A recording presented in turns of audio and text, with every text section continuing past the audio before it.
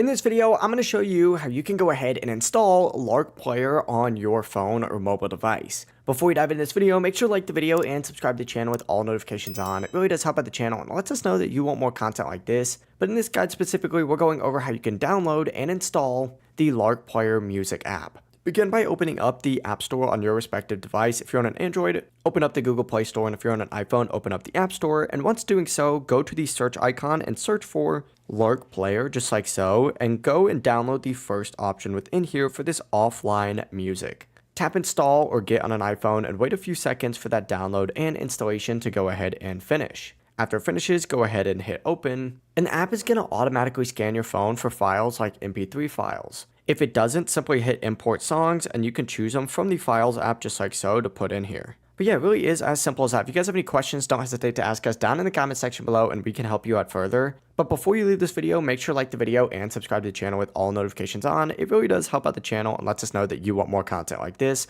Have a great rest of your day. Peace.